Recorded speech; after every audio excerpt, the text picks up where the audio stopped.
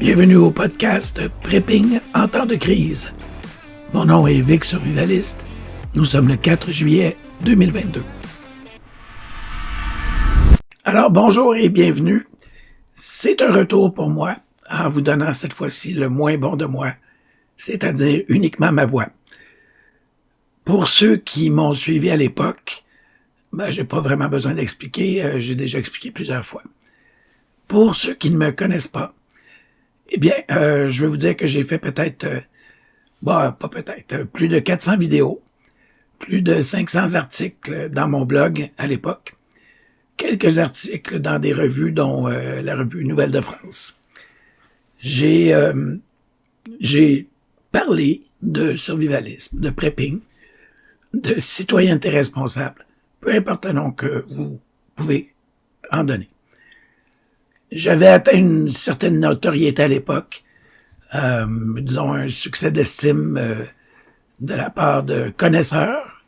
Je dois dire que mon lectorat, mon auditoire à l'époque, je le considérais de particulièrement bonne qualité, étant donné les questions qu'ils me posaient et les sujets que je leur adressais, qui n'étaient pas tellement typiques si on se fie à la masse de commentateurs et d'influenceurs en survivalisme. Donc, ma voix, parce que c'est de ça que j'ai commencé à parler, ma voix, je l'ai perdue il y a plus de 25 ans. Si un virus a affecté mes cordes vocales, elle a déjà été considérablement pire. Elle a déjà été beaucoup mieux. Et là, elle est pas très bonne ces temps-ci, c'est l'été.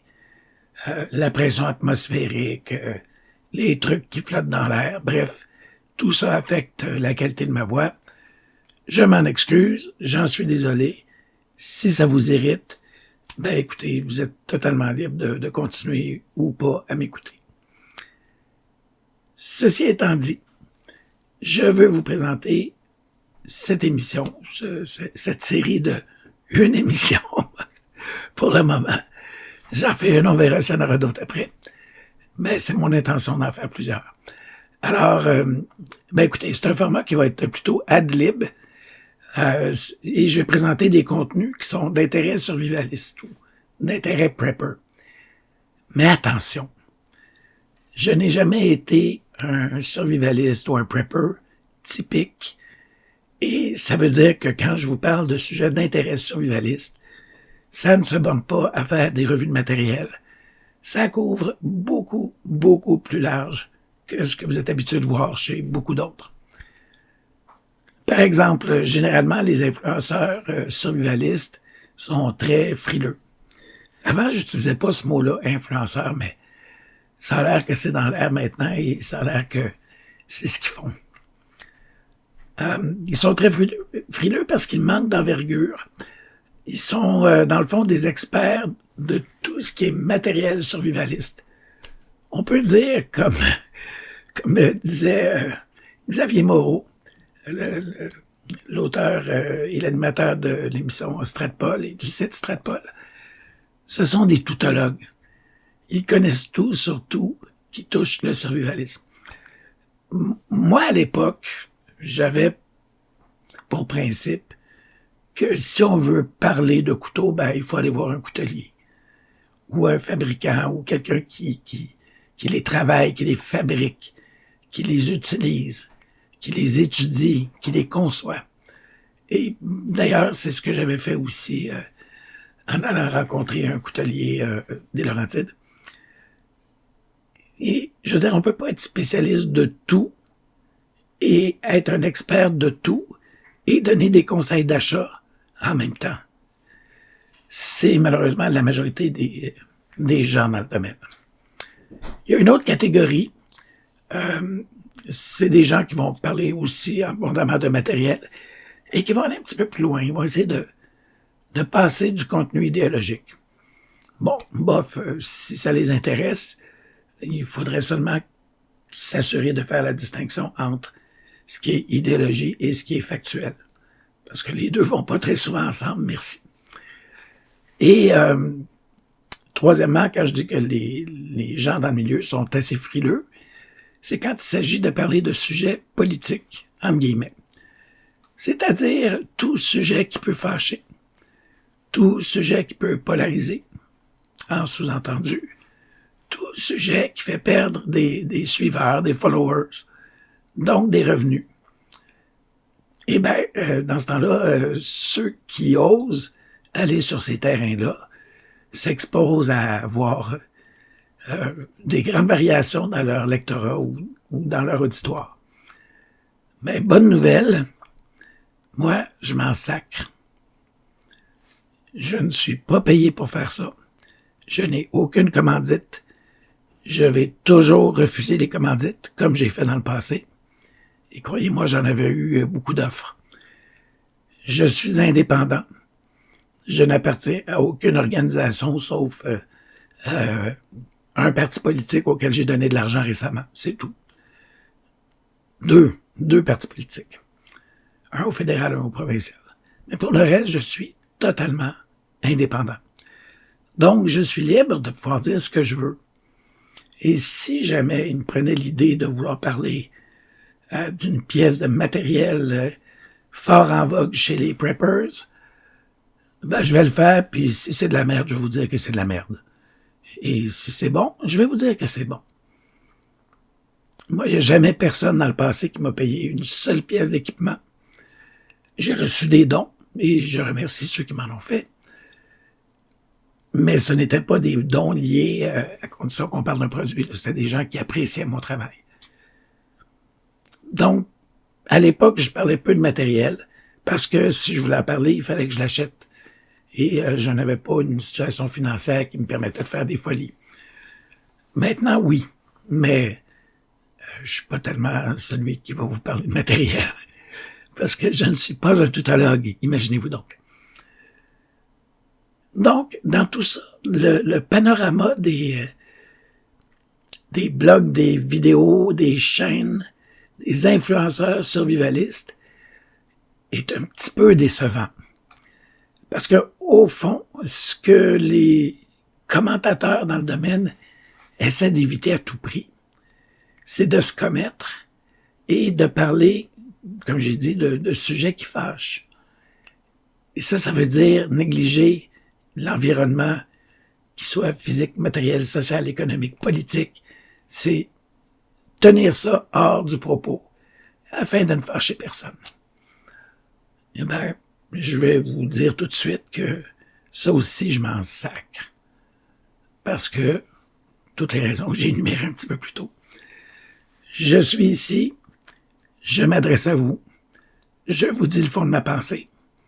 Ça se peut que j'ai certaines retenues, mais il y a une chose que je peux vous promettre, par exemple. Tout ce que je vais vous dire, je le pense. Je ne vous dirai pas tout ce que je pense, mais quand je vais parler, ça va être sincère, ça va être vrai.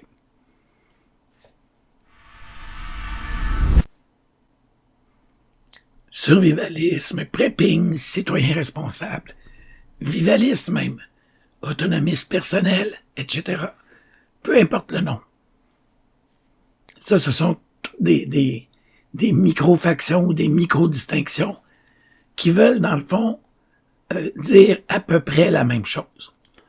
Pourquoi il existe autant de termes? Bon, ben, certains veulent se distancer de ce qu'ils perçoivent comme étant mal vu. Pour certains, des preppers ne sont pas armés, alors que les survivalistes, c'est des dangereux avec des arsenaux incroyables. C'est pas vrai, mais il y a des gens qui vont se dire prepper parce qu'ils ont peur d'être associés à des rednecks avec un 12 assis sur leur balcon.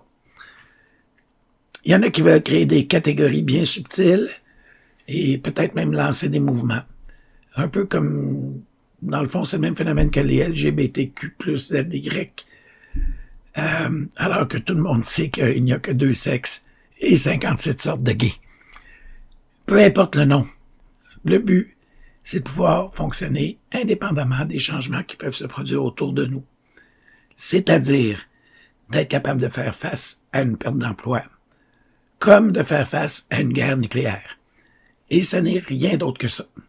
C'est une question d'autonomie. Que vous soyez un prepper, que vous soyez un survivaliste, que vous soyez un citoyen responsable, dans tous les cas, le but, c'est de maintenir votre autonomie et le maximum possible du confort quand il survient un événement qui peut perturber tout ça. Rien de plus, rien de moins. Il n'y a même pas de contenu idéologique ou politique dans ce domaine-là. Il y a certaines idéologies qui sont compatibles avec l'idée de l'autonomie. Mais l'idéologie, elle, n'est pas une condition pour développer son autonomie. Nos grands-parents qui vivaient sur la ferme et qui stockaient la nourriture pour toute l'année, jusqu'aux prochaines récoltes, c'était pas bien différent de ce qu'on fait, nous. Sauf que nous, on a le choix d'aller au supermarché, en tout cas jusqu'à présent, alors qu'eux, ils dépendaient de ce qu'ils avaient dans leurs dépenses, puis dans leur chambre froide. C'est un autre niveau, mais la démarche est la même. Être capable de pouvoir manger à tous les jours. Bon, puis là, on rajoute le niveau de confort contemporain. Est-ce que les Mormons, ce sont des survivalistes ou des preppers? Moi, j'ai toujours mis les Mormons hors catégorie. Ils se préparent pas à développer leur autonomie. Ils se préparent à passer à travers la fin des temps. Mais c'est pas notre cas à nous. Nous, on n'est pas des sectes apocalyptiques. On n'attend pas la fin des temps. On ne croit même pas qu'on va la connaître, la fin des temps, quoique ces temps-ci, avec tout ce qui se passe, on peut se permettre d'avoir des doutes. Mais ça ne fait pas partie du discours. Ça ne fait pas partie des préoccupations. Ce n'est même pas nécessaire d'avoir une idée de fin des temps pour être capable de développer notre autonomie, parce que ça couvre aussi les pertes d'emploi, comme je l'ai mentionné. En passant, je viens d'entendre un bruit insolite. C'était pas moi, c'était mon chien. Mais en fait, c'est ma chienne. Elle passe ses soirées sous mon bureau à réchauffer mes pieds, à dormir, à ronfler, à faire des petits bruits bizarres, comme parfois on dirait des freins sur une auto qui sont usés, qui se mettent à crier. Là, ben, elle est spécialiste de ça. Bref, elle est là, elle m'accompagne. Donc, si j'en reviens à la question du survivalisme, du prepping, de la citoyenneté responsable, tout ça. Il y a beaucoup de chapelles, il y a beaucoup de dénominations, il y a beaucoup de noms pour des approches qui sont plus ou moins semblables. Moi, je dirais pas fondé. Je me suis donné une approche que j'ai appelée l'esprit survivaliste. Est-ce que c'est prétentieux? Probablement.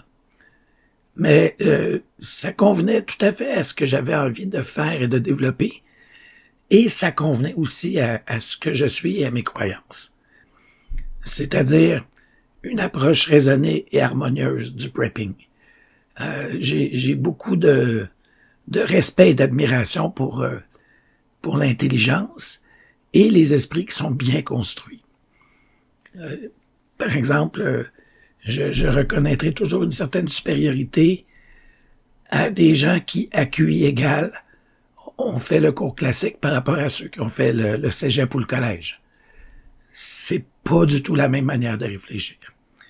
Et puis j'essaie toujours de m'approcher d'une manière presque artistique de la réflexion. Une manière artistique dans le sens que c'est beau et harmonieux. C'est efficace. Ça donne des résultats qui sont prévisibles et qui sont fiables. C'est prétentieux, oui, mais bon, c'est le travail d'une vie. Et là-dessus, j'ai reçu beaucoup de courriels et de demandes quand j'avais mes vidéos et mes blogs, et mon blog. Et je percevais beaucoup que les gens étaient un peu égarés. Parce qu'ils confondaient leurs besoins. Il y a deux sortes de besoins. Les besoins réels et les besoins perçus. Et ça, j'ai vu assez vite que les gens répondaient surtout à l'appel du besoin perçu parce qu'il y avait un sentiment d'urgence, parce que il y a toutes sortes de raisons. Il y a autant de raisons que de gens, mais ça tourne toujours autour de la notion d'urgence. C'est-à-dire des gens qui vont décidé de se lancer dans la préparation et qu'ils ils sentent là, que ça va venir vite et de quoi ils ont besoin le plus rapidement possible. Vite, il faut aller s'acheter un gun de sniper. Ça, si vous saviez comment je l'ai entendu. En passant, une carabine de sniper, c'est une carabine pour toucher un objectif qui est situé à une crise de longue distance. Ça, c'est si on est bon. Ça, c'est de l'agression. Et nous, mais c'est pas ça qu'on cherche. On cherche pas à agresser les gens. C'est con vouloir agresser les gens. Ça attire l'attention. Ça attire la police. Et à juste raison, d'ailleurs. Si on tire quelqu'un à 500 mètres, alors qu'il n'est même pas à la distance pour pouvoir nous menacer, ça s'appelle un meurtre. C'est stupide de faire ça. Si vous êtes un père de famille et que vous avez consacré des efforts à vouloir mettre votre famille à l'abri et que là, à la moindre situation un peu perturbée, où là, la sécurité de tout le monde est menacée, il y a de l'insécurité dans les rues, vous êtes sur une butte à la campagne, vous voyez arriver quelqu'un, paf, vous le tirez. Vous savez même pas ce qu'il vous voulait. Alors, l'idée des armes de sniper, là, c'est con, OK? Si vous êtes un chasseur, c'est pas la même chose, mais c'est pas une arme de sniper que vous aurez. C'est une arme de chasse à longue portée. C'est pas la même chose. C'est pas le même outil, c'est pas le même objet, c'est pas la même conception. Donc, vous voyez la différence là, entre le besoin réel et le besoin perçu. C'est aussi une approche que j'avais développée qui visait à privilégier l'étendue plutôt que la profondeur. Quelqu'un qui va privilégier la profondeur va dire, j'ai un budget de je sais pas moi, 10 000 $. Je vais en prendre 7 000 pour mettre sur des armes à feu.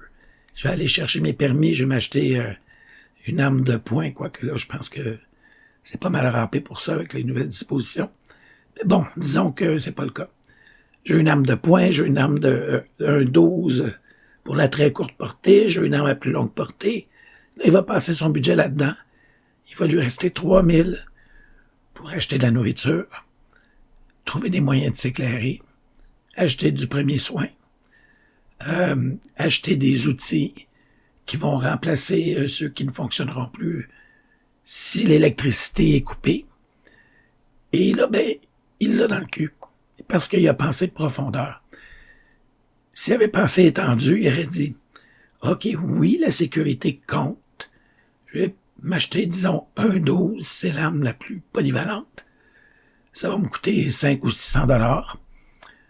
Je vais m'acheter de quoi manger avec des réserves qui se conservent jusqu'à 25 ans et de quoi les traiter, les conditionner.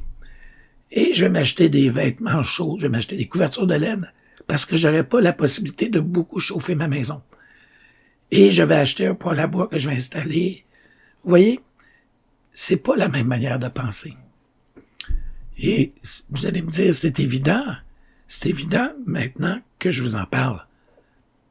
Mais si vous êtes seul dans votre coin et que vous ressentez une urgence d'agir pour vous préparer, ça se peut que vous soyez pas capable de voir quel est votre besoin réel, parce que l'urgence parle beaucoup plus fort. C'est humain, ça. C'est humain. Et puis l'autre approche, ben, ça tombe sous le sens, c'est de partir du plus simple vers le plus compliqué, du moins cher au plus cher. Par exemple, certains vont vouloir, je sais pas moi, restons dans le domaine de l'arme à feu. Ils vont vouloir s'acheter des lunettes avec vision de nuit et bon, tout le gros kit. Peut-être que ça peut être bien, mais ça peut être aussi bien d'avoir une lampe de poche qui va vous éclairer la nuit et qui va aussi aveugler l'autre en face.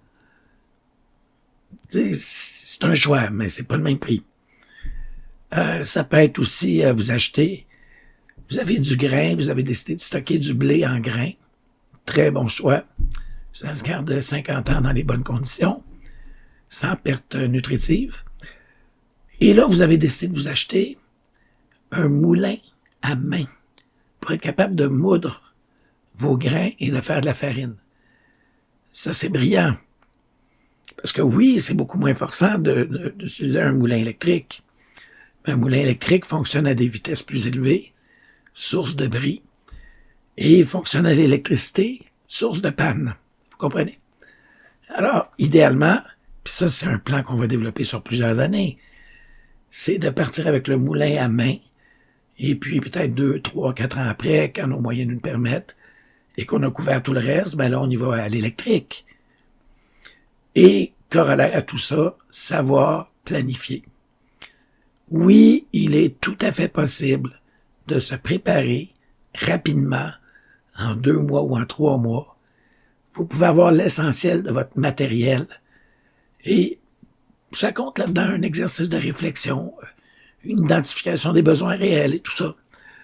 Ça veut dire un temps très intensément consacré à tout ça, mais c'est faisable. Mais vous devez le planifier. Vous devez décider ce qui vient avant, parce que si vous pouvez tout acheter d'un coup, tant mieux pour vous. Mais si vous devez acheter l'essentiel tout de suite, ou ramasser l'essentiel tout de suite, et puis après ça, retarder de 2, 3, 4 ans pour le complémentaire, ça se planifie, ces trucs-là. Bref, il y a toutes sortes d'approches dans le domaine du survivalisme, dans le domaine du prepping, il y a toutes sortes de noms pour désigner tout ça. Mais ce qui compte, c'est pas la liste, c'est pas la recette, c'est pas les conseils. C'est d'abord la réflexion. Savoir identifier vos besoins réels, les distinguer des besoins perçus, distinguer ce qui est essentiel avec ce qui est plus voluptuaire ou luxueux, et puis partir de ça, avoir la force de caractère pour ne pas céder à nos envies, et au contraire respecter notre plan d'achat, notre plan d'acquisition, notre plan de développement. Puis ça, c'est pour le matériel. Mais qu'est-ce que le matériel sans le savoir-faire? Ça, c'est la partie peut-être la plus importante. Bon, mon chien encore. C'est la partie la plus importante qui est à peu près négligée par tout le monde. Le savoir-faire. Oui, vous allez vous acheter des graines, mais avez-vous déjà planté un gros potager? 2, 3 petits pots sur le bord du balcon en ville? Oui, à peu près tout le monde le fait. Mais un gros potager, puis gérer d'avance les résultats, savoir que être capable de pouvoir distancier les moments où vous allez récolter pour être capable de pouvoir faire des conserves sans devoir y passer 24 heures sur 24 pendant 3 ou 4 jours. C'est un art. Et ça ne se développe pas dans les livres. Ça se développe par la pratique, le savoir-faire, qui est critique. Ben écoutez, pour une première introduction au sujet survivaliste, je pense que j'en ai dit beaucoup. J'aurai l'occasion d'y revenir à travers les prochains podcasts, s'il y en a. On sait jamais. Et puis, ben, on va passer après la petite pause au sujet principal, c'est-à-dire les crises. Les crises. Commençons par citer quelques petites crises comme ça, au hasard. Pénurie de main-d'œuvre, migrants, réfugiés, immigration massive, pénurie de logement, pénurie alimentaire en 2022, inflation, rareté de certaines ressources, crise politico-sanitaire des 2 dernières années, crise démocratique, crise de souveraineté des États, crise financière, crise immobilière, urgence climatique, qui détient presque la première place depuis 40 ans, et le conflit en Ukraine. Qu'est-ce qu'il y a de commun à tout ça? Comment se fait-il qu'on vit dans un état permanent de crise? Et certaines sont seulement dans les médias, là, on s'entend. Alors que d'autres, on en voit des effets réels dans notre quotidien. Des effets réels qui sont qui sont le résultat de décisions qui ont été prises par des autorités quelque part. Sinon, à part des crises d'approvisionnement en certains matériaux, en certains aliments, où là, on peut voir les tablettes qui sont vides. Et même encore, parfois, c'est le résultat de décisions aussi. Alors, qu'est-ce qu'il y a de commun avec tout ça? Eh bien, il y a une militante d'extrême gauche, il faut le dire, qui s'appelle Naomi Klein, qui a écrit un livre qui s'appelle The Shock Strategy, de Shock Therapy, je me rappelle plus. La stratégie du choc. Je pense que c'est Shock Strategy. Où elle développe, de manière très convaincante d'ailleurs, le sujet à savoir que les États ou des gens quelque part décident de créer des chocs qui sont traumatisants pour les populations afin de briser leur résistance, de forcer leur ralliement à l'autorité et de pouvoir implémenter de nouvelles mesures.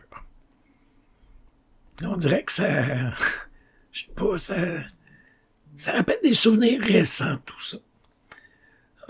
On a eu l'exemple récent de la COVID, où là, c'était la maladie qui allait tuer 5 à 10 de la population. Et tranquillement, pas vite, on a compris ce qu'était cette maladie-là. On a compris comment elle agissait. On a compris qui en souffrait principalement. On a compris qui en mourait, à part d'être abandonné dans des centres pour personnes âgées non autonomes, là. Et puis, finalement, ben, quand on regarde ça, c'est un taux de mortalité à peu près comparable à celui de la grippe saisonnière. Rajoutons à tout ça des mesures, une campagne de vaccination à très grand déploiement, assortie de mesures coercitives pour ceux qui refusaient de se faire vacciner. Là, je vous rappelle que malgré la levée de beaucoup d'obligations, les Canadiens qui ne sont pas vaccinés ne peuvent pas prendre l'avion, le bateau, le train, et doivent s'isoler en revenant au Canada pendant 2 semaines, et doivent prouver qu'ils ont les moyens de pouvoir s'isoler pendant 2 semaines, c'est-à-dire d'être en quarantaine. C'est enforcé par des fonctionnaires et la police. Je crois qu'il y a des restrictions qui ont été levées, mais tous ceux qui ont été mis en disponibilité, c'est-à-dire presque mis à la porte sans avoir droit à l'assurance chômage, au niveau du gouvernement fédéral et chez toutes les entreprises qui sont de juridiction fédérale, ben ceux-là ne peuvent pas revenir au travail encore. Dans le domaine de la santé au Québec, si vous n'aviez pas votre vaccin, vous étiez susceptible de vous faire mettre à la porte, voire même de perdre votre licence de pratique. Finalement, le gouvernement a reculé à la dernière minute parce qu'il y a des gens qui n'ont pas cédé et qui avaient désespérément besoin de ces gens-là. Mais on a pu voir partout, écoutez, des abus de langage incroyables dans les médias. Des gens, des influenceurs, c'est-à-dire des chroniqueurs télé, radio et journal, ou des médecins même, qui disaient, bon, ben, écoutez, ceux qui veulent pas se faire vacciner, eh ben, qu'ils restent chez eux, puis quand ils auront faim, ben, ils iront se faire piquer, puis ils auront le droit d'aller acheter de la nourriture à l'épicerie. C'est allé jusque-là. Et là, toutes les campagnes, vous retardez le groupe, vous êtes des covidios. Et en tout cas, écoutez, j'ai été sidéré par la stigmatisation que les non-vaccinés ont subie. Et je l'ai comparé, parce que n'oubliez pas, je me suis peut-être pas présenté à ceux qui me connaissent pas, mais j'ai un bac en histoire et j'ai un bac en droit. Alors, vous comprenez, j'ai certaines références historiques. Et c'est exactement la même stigmatisation qu'on a fait subir aux Juifs et à certaines catégories de population dans l'Allemagne des années 30. C'est-à-dire rendre responsable de tout. Écoutez, même quand un variant est arrivé, ça a été la folie. c'était la faute aux non-vaccinés.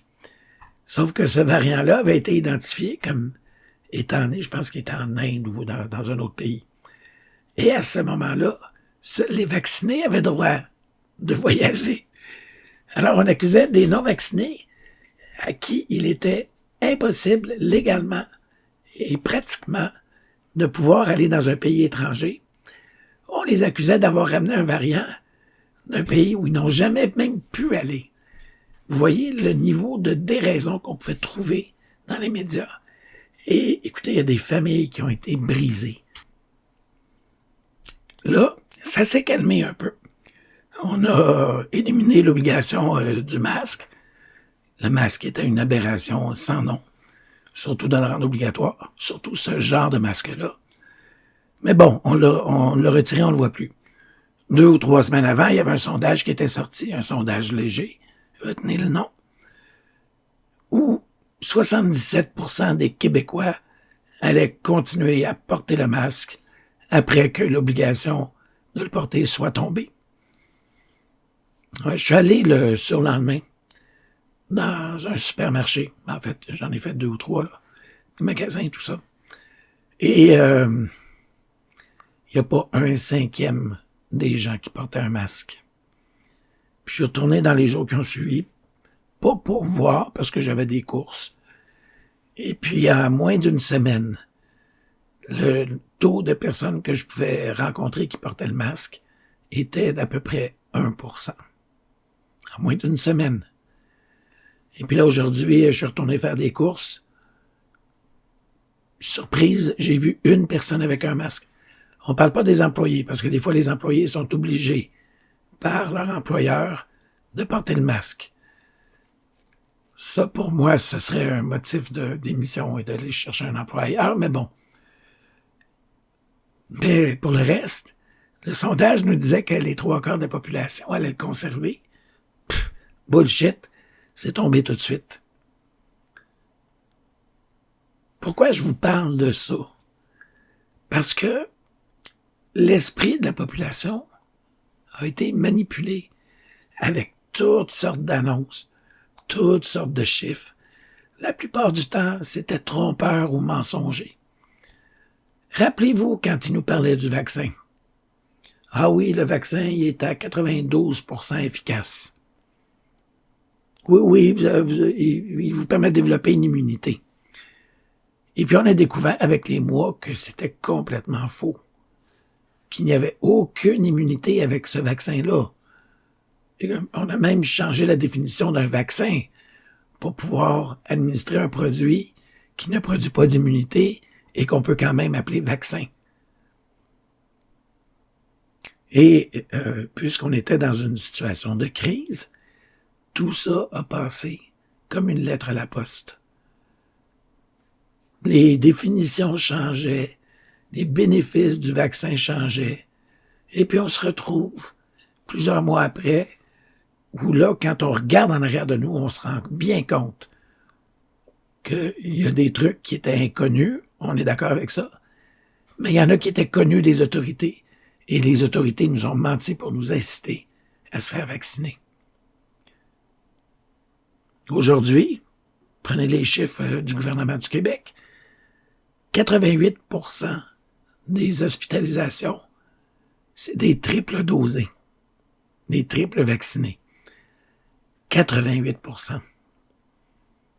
Écoutez, il y a quelque chose qui fonctionne pas, là.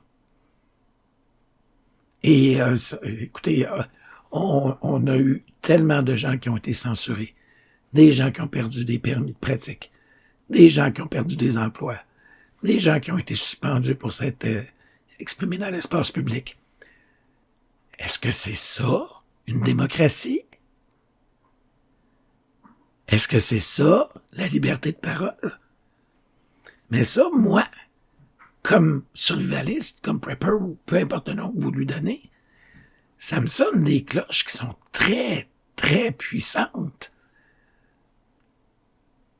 Et peu importe qu'on était d'accord ou pas avec les mesures, peu importe qu'on était d'accord avec l'obligation ou simplement le laisser faire, c'est pas tellement ça qui compte. C'est pas de s'être positionné pour ou contre. qui a de l'importance, c'est de regarder quelle était votre marge de manœuvre pendant le plus gros de cette crise-là. Puis croyez-moi, elle n'était pas très élevée, hein? Parce qu'à un moment donné, il fallait rester à la maison le soir. À un moment donné, on n'avait pas le droit de quitter notre région. Ça prenait des bonnes raisons, des permissions spéciales. C'était grave, là. C'était très grave.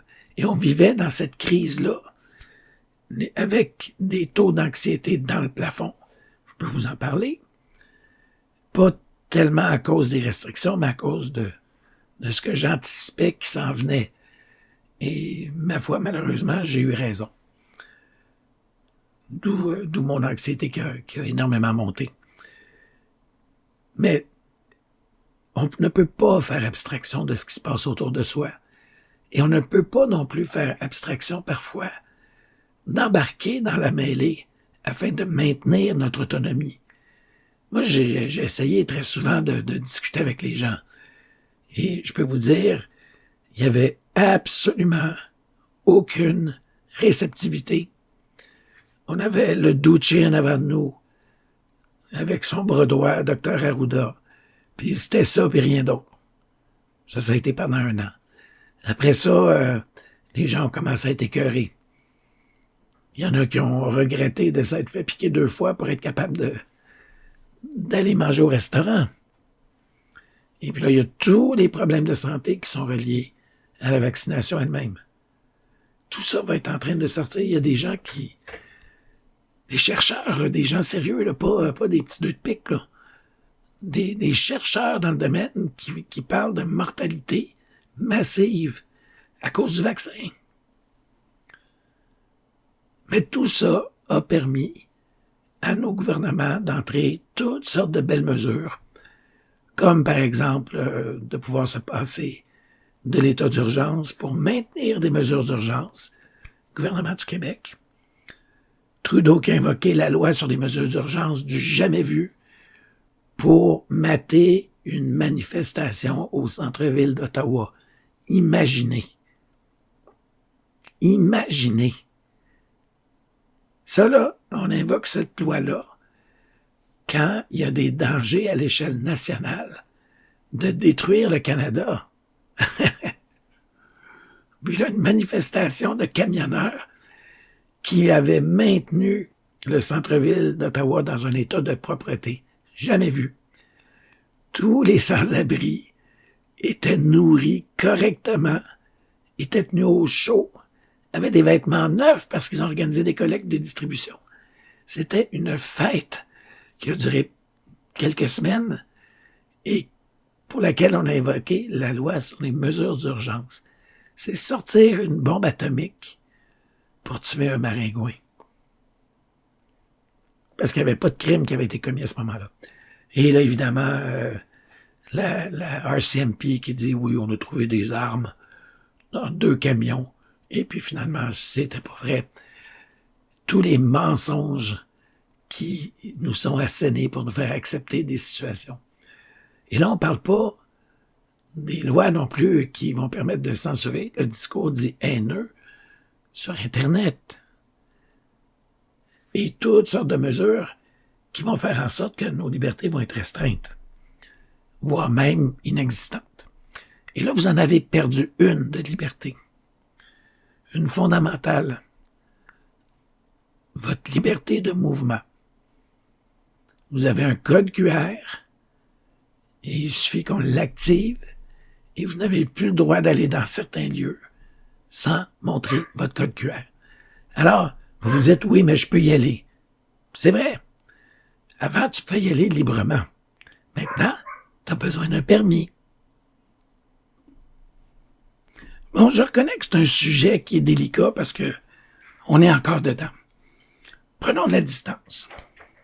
Septembre 2001. 3 bâtiments du World Trade Center tombent suite à des attaques d'avions. C'est indéniable qu'il y a eu des avions. Est-ce que c'est ça qui a fait tomber? Il y a de la contestation. Mais c'est pas important. Ce qui est important, c'est que ça a créé une situation de crise qui était plutôt traumatique, là. Les frontières ont été fermées, l'armée, le gros kit, là. Et là, on est arrivé quelques semaines après, avec le Patriot Act. C'est une loi qui a 10 000 pages à peu près, qui a été votée en quelques jours par la Chambre des représentants, où personne n'a pris le temps de lire les 10 000 pages. Alors, ils ont voté une loi qui donnait des pouvoirs à l'État sans trop savoir comment ça allait s'articuler. Il y avait une crise, on en a profité. C'est Rahm Emanuel, l'ancien conseiller d'Obama ou de Clinton, je pense que c'est d'Obama, qui a dit Never let a good crisis go to waste. Ne permettez jamais de perdre l'opportunité d'exploiter une crise. Dans le fond, c'est ça. Il y a toutes sortes de projets de loi et de scénarios qui sont sur des tablettes quelque part dans des officines gouvernementales et qui dorment, qui n'attendent que la bonne crise pour être sortie. Et parfois même, on va la créer, la crise. Juste comme ça, parce qu'on veut passer quelque chose. Vous ne me croyez pas? C'est du conspirationnisme. Soit. Octobre 70. Combien d'entre vous sont assez vieux pour l'avoir vécu? Moi, je l'ai vécu. J'avais 5 ans. Mais je me souviens des jeeps de l'armée dans la rue. Les soldats qui étaient tous des Anglais, qui étaient agressifs, qui nous regardaient avec beaucoup presque de la hargne. Puis c'est juste s'ils nous pointaient pas les armes sur nous. Bon, faut dire, je vivais à Saint-Lambert à l'époque. Et Laporte vivait à Saint-Lambert, à moins d'1 kilomètre à vol d'oiseau d'où je vivais. Mais c'est pas grave. Je m'en souviens parce que j'ai été traumatisé. Or, à peu près la moitié des attentats commis par le FLQ étaient en fait organisés par la GRC pour créer un genre de sentiment d'urgence et pour créer une crise qui, on l'a vu, a été bien exploitée avec la loi sur les mesures de guerre de Trudeau père. Je pense, on dit père, mais il y a des rumeurs comme quoi que le père de Justin serait pas pète, mais fidèle, mais bon, enfin, on fera pas dans le potin ici, hein, c'est pas le genre de la maison. On ne fait que mentionner la rumeur. Bon. Mais toujours est-il que, à ce moment-là, les gens étaient traumatisés. Je me souviens, moi, petit cul de 5 ans, j'avais vu FLQ partout. Fait que j'avais de la craie que j'avais ramené de l'école.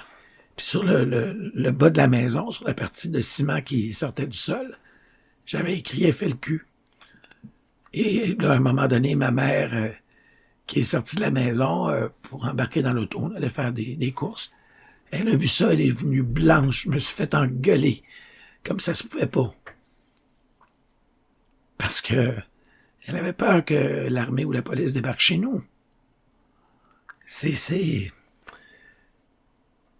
Mais Trudeau s'est servi de ça pour essayer de casser le mouvement indépendantiste. Et ça a marché. Ça a marché, pas durablement, mais ça a marché un temps.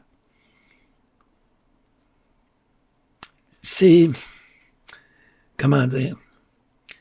Il y a beaucoup d'influenceurs survivalistes qui vont écouter ce que je dis puis qui vont dire « Ah, lui, il est comme ci, il est comme ça, c'est un conspirationniste, c'est un extrême droite, c'est un néo-nazi, c'est un ci, c'est un ça, c'est un communiste, j'ai eu droit aux 2 insultes dans la même journée. Imaginez.